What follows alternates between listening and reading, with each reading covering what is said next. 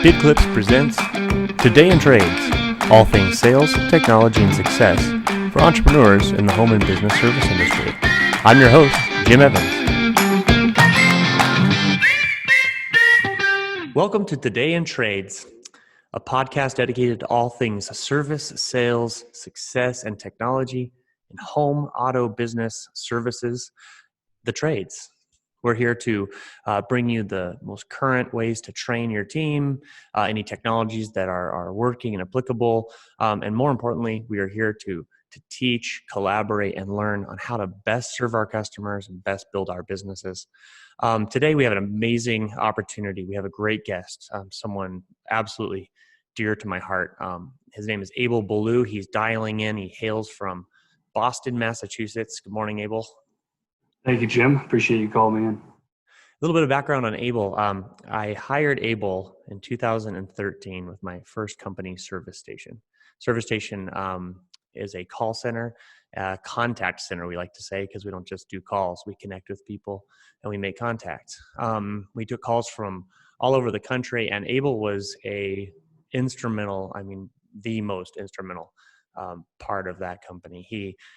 We have an ongoing intercompany joke that he has taken more phone calls, more inbound customer service and sales calls than any other single individual in the country, and that's pretty bold. And so it's that's pretty big. So if any of you are listening and you take phone calls, you take inbound calls from customers that need service, if you handle customers at any level, this is your podcast. We're going to talk about what made Abel fantastic. He drove more sales than most people. I don't have the numbers in front of me, but it's just a great honor to have him on our podcast. So, Abel, let's talk about what it means to be a call man. You were affectionately named the Machine by Glass Doctor of Atlanta because you could take so many calls, you closed so many sales, and you just made people so happy. They would come walking into the store and say, "I want to talk to Abel," and they're like, "Oh, he's in our sales office." So, Abel, let's talk about that a little bit. What does that mean to be a call man? What does it mean to be a frontline service worker? Yeah, well, I appreciate that. It's a lot of kind words, Jim.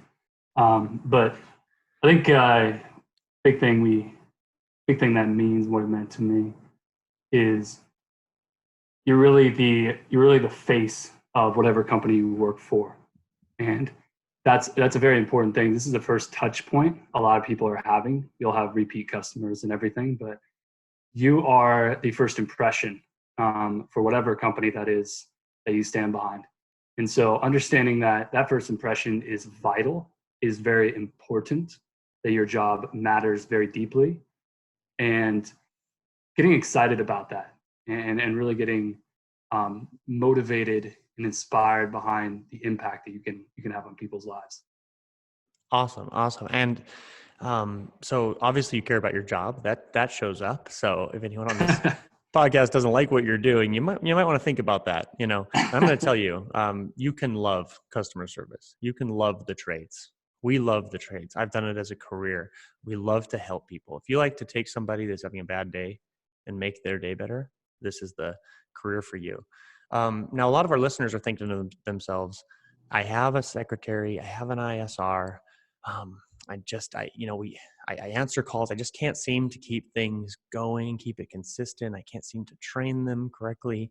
I think that we need to help tell a little bit of a story, Abel, of how we do it, how you do it, so that others can take this podcast and they can go and make it happen at their store. So first of all, did you follow scripts? Did you, talk about our philosophy and our process to kind of help the listeners understand? Yeah. So as people might have grabbed with here, you are the founder. And so coming on board with you at the forefront of this company, you really laid out not a script, you laid out a framework and a why behind what we were doing. And that was vital. That was a very bloodline of who we were.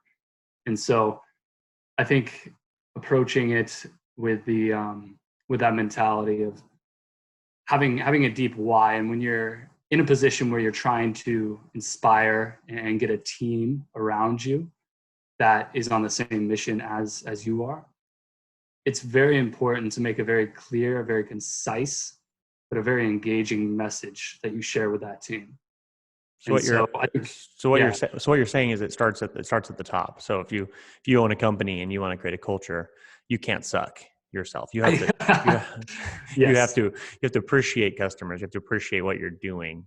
And I don't mean to be that direct, but guys, I do. Everyone listening, we have to care about a customer. And if you're in the services trade and you don't want to serve, I think you should ask yourself a couple questions. And that's probably for some future podcasts. But for us, we do care, right?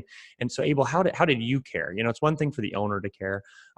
What was kind of something that you like to take to heart as you were answering phone calls, as you were handling people as they dialed in? What made you intrinsically care about your job?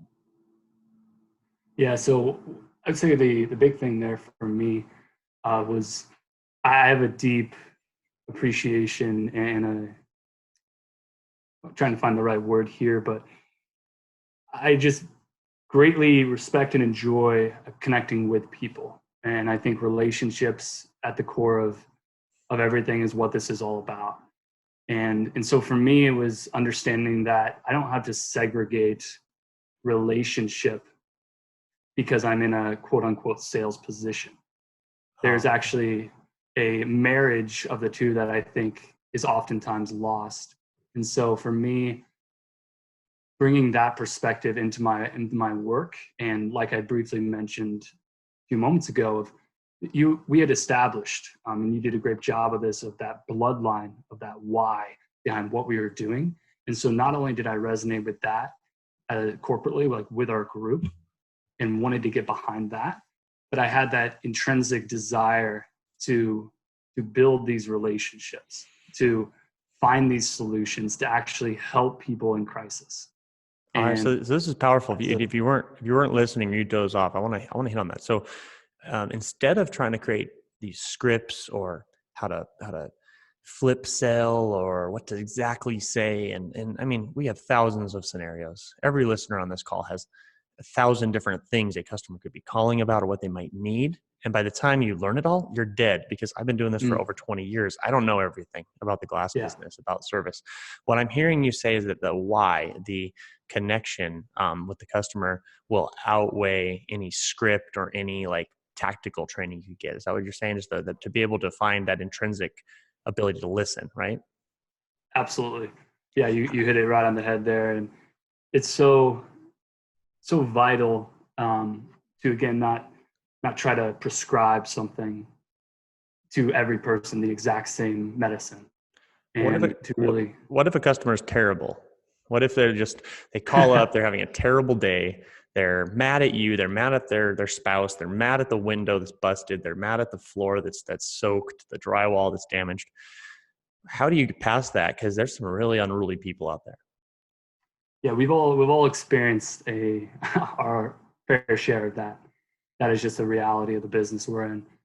And so finding that as a seeing that it's so much of a perspective, Jim, and I know you understand this being in this industry for so long, but it's understanding the perspective, approaching that conversation, which you can really interpret within the first few seconds of where someone's coming from if they're in an extreme situation like that.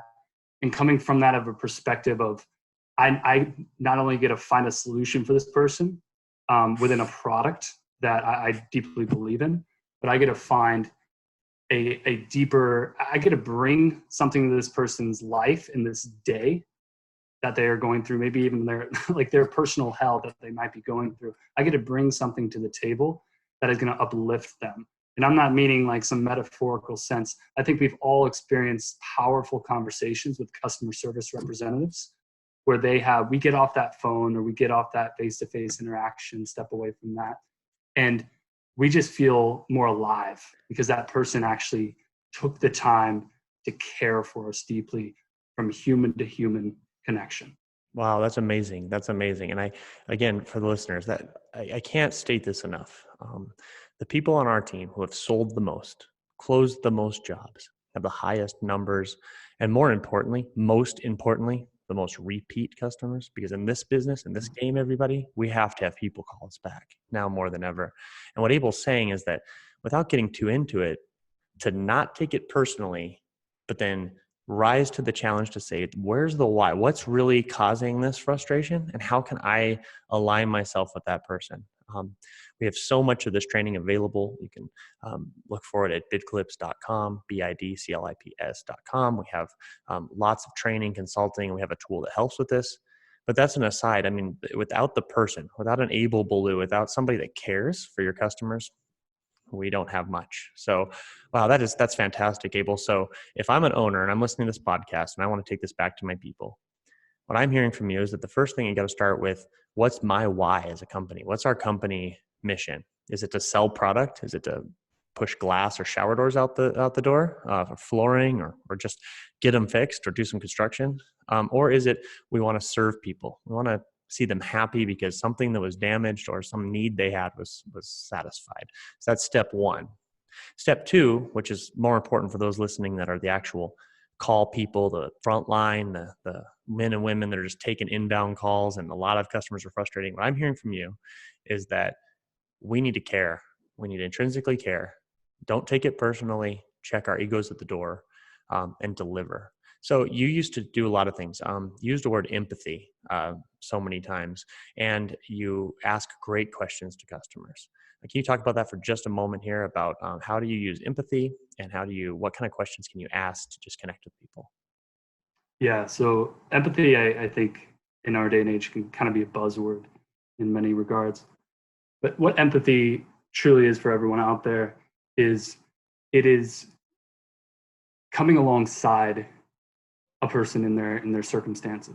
It's coming alongside of them, not forcefully, but very very collaboratively and very intentionally, and coming alongside them, not to stay down and say some physical pit, if you want to put an image around this, with them, but to offer them a solution out, to offer them a hand, to show them the ladder to get out of this. And so really empathy, I think, is at the core of everything we do in the service industry, because people need to know that they're understood, and that someone is actually looking for their best interest, not coming to them from a selfish motive. And so a lot of times that gets lost in, again, service or sales industry, because there's a kind of an air around it often that it can be self-induced or self-motivated.